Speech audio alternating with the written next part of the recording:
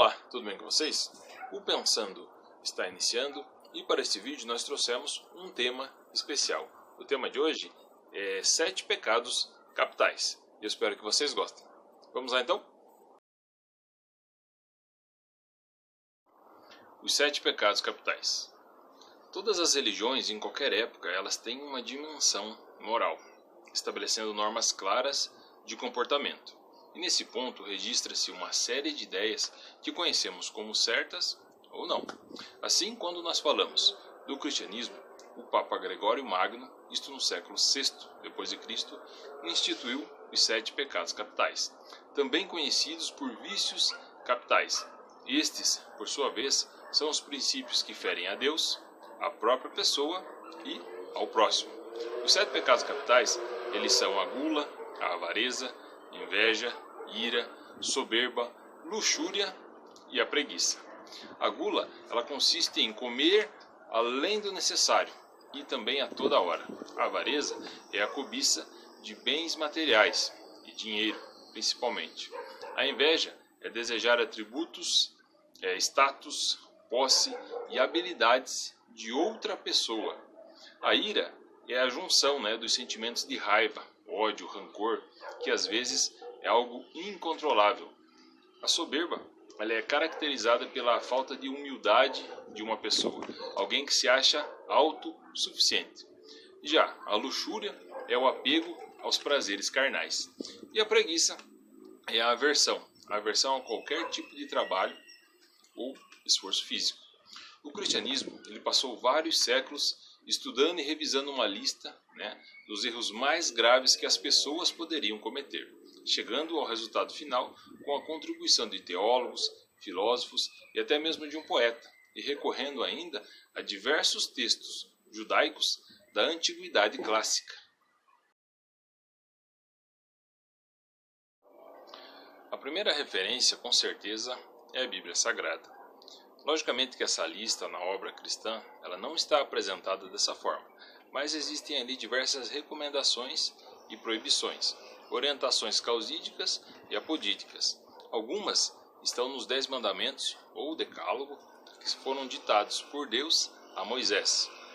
Algo como, ou mandamentos como não adorar a outros deuses, não mencionar o nome de Deus em vão, não matar, não desonrar pai e mãe, não cometer adultério, não roubar, não dizer falso testemunho. No Antigo Testamento, no livro de Provérbios, capítulo 6, do versículo 16 ao 19, nós encontramos o seguinte: estas 6 coisas aborrecem o Senhor, e a 7ª, sua alma abomina.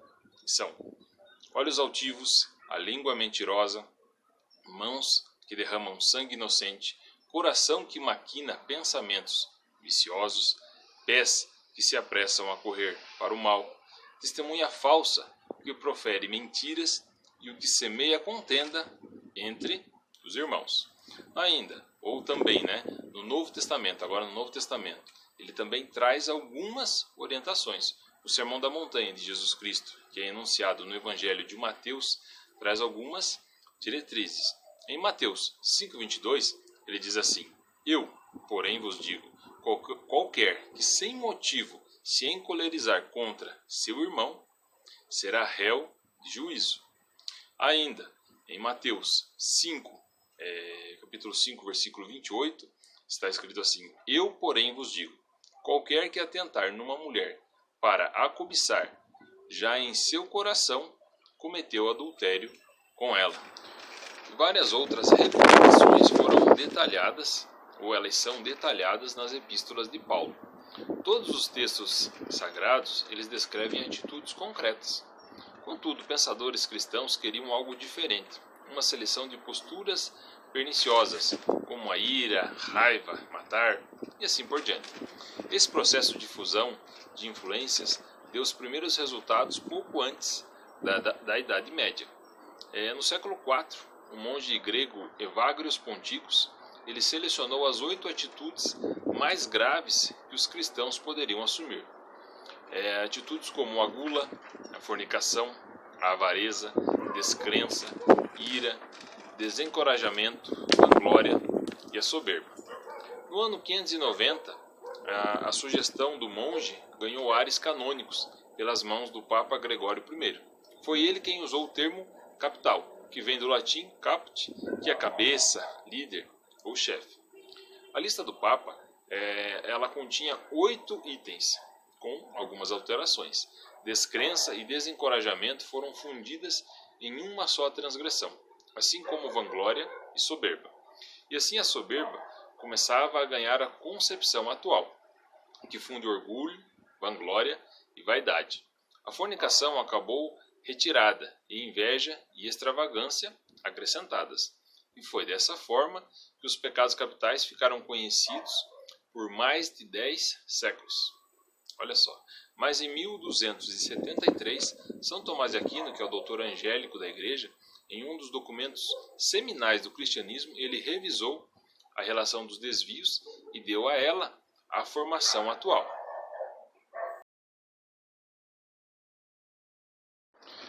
Quase simultaneamente a São Tomás, um advogado italiano também adaptou a lista de Gregório. O resultado aparece em um dos poemas mais importantes da antiguidade, a Divina Comédia de Dante Alighieri. São Tomás, ele transformou os 7 pecados em conceito totalmente integrado à teologia católica, mas foi Dante quem fez deles um dos temas mais influentes e populares do catolicismo. A obra da Divina Comédia, ela se divide em 3 partes, sendo o paraíso, o purgatório e o inferno. O purgatório ele é formado por 7 círculos, ao longo dos quais o autor distribui atitudes contra Deus e, com um certo grau de maldade, ele relaciona desafetos pessoais e personalidades da época, da sua época. Para cada círculo há um pecado. Assim como São Tomás, Dante ele enxugou a versão papal.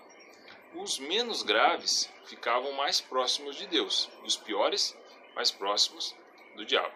Pela ordem proposta, a lista seria partindo do menos para o mais ofensivo, sendo nessa ordem luxúria, gula, avareza, preguiça, raiva, inveja e a soberba, sendo a soberba o pior deles, o mais próximo ali do diabo. Ele ainda agrupou em 3 tipos, sendo soberba, ira e raiva são os pecados cometidos pelo amor pervertido. Preguiça por insuficiência de amor, e avareza, gula e luxúria pelo amor excessivo aos bens materiais.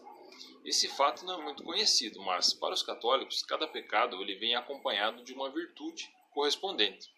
E daí vem aquele questionamento, alguns questionamentos que nós encontramos por aí. Por que os erros são tão mais conhecidos que os acertos? Somos mais atraídos pelos pecados que pelas virtudes. E aquele da sabedoria popular, O proibido é sempre mais interessante. Esse é um grande questionamento. Com o passar dos anos, e muitos dos anos, a lista da Igreja Católica rendeu muitas outras. Por exemplo, Mahatma Gandhi fez a sua. Ele fez a lista dos 7 pecados sociais, que seriam política sem princípios, riqueza sem trabalho, comércio sem moralidade, ciência sem humanidade, colaboração sem sacrifício, prazer sem consciência e conhecimento sem caráter. Olha que sério. Até o Vaticano ele elaborou uma espécie de versão moderna das transgressões, divulgada em 2008, mas que não anula a lista dos pecados anterior. Seriam o quê? Seriam poluição ao meio ambiente, manipulação genética, riqueza obscena, empobrecimento alheio, tráfico de drogas, experiências científicas amorais e violações aos direitos humanos. Quando nós procuramos uma obra aí no cinema, nas artes, que falem sobre os 7 pecados capitais, que trabalhem com riqueza de detalhes esse tema, nós encontramos o filme Seven, que nós indicamos, é um filme bacana, um filme legal para você assistir aí, para você entender algumas dessas coisas que nós citamos aqui. Seven, 7 crimes capitais, é do ano de 1995 e do gênero policial. O filme Seven, os 7 pecados capitais, ou 7 crimes capitais, ele apresenta o lado obscuro da mente de um serial killer, né, que pensa e age de uma forma muito particular.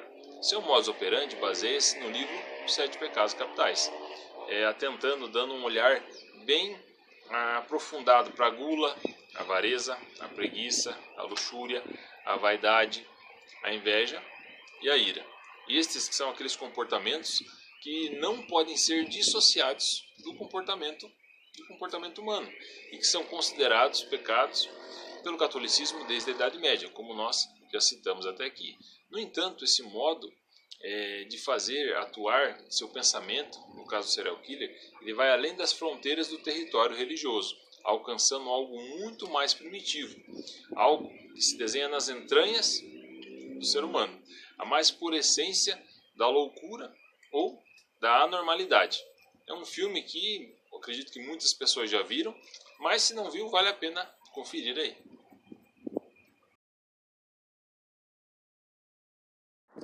São denominados pecados capitais não por sua relevância ou magnitude.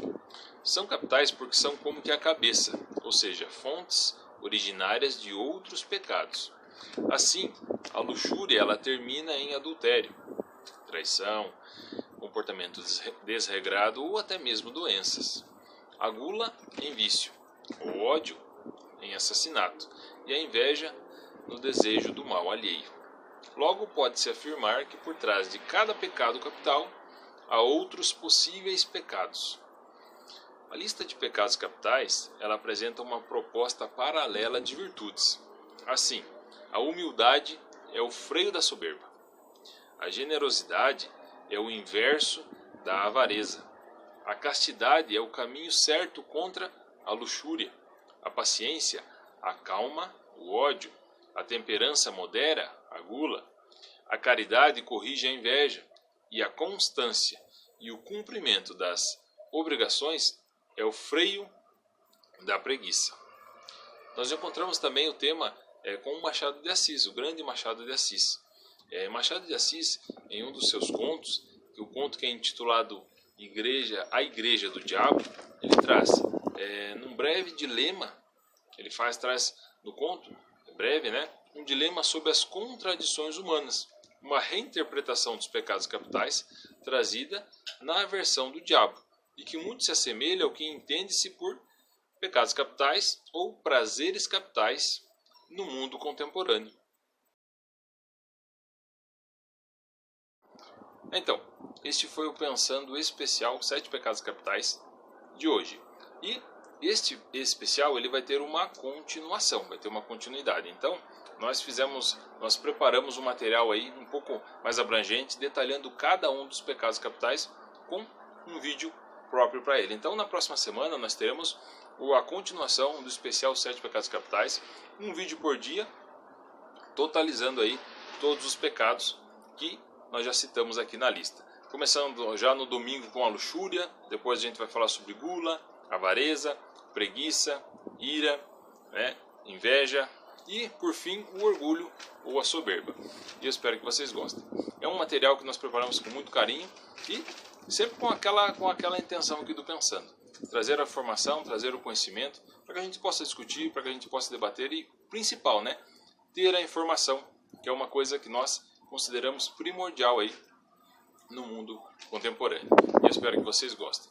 Eu deixo também aqui para você aberto. Se você quiser deixar um comentário aí embaixo, se você quiser te fazer perguntas, fique muito à vontade. Isso aí agrega muito aqui para o canal. Eu agradeço a todos pela atenção. Deixo um grande abraço. Fiquem com Deus e até o nosso próximo vídeo. Tchau, tchau.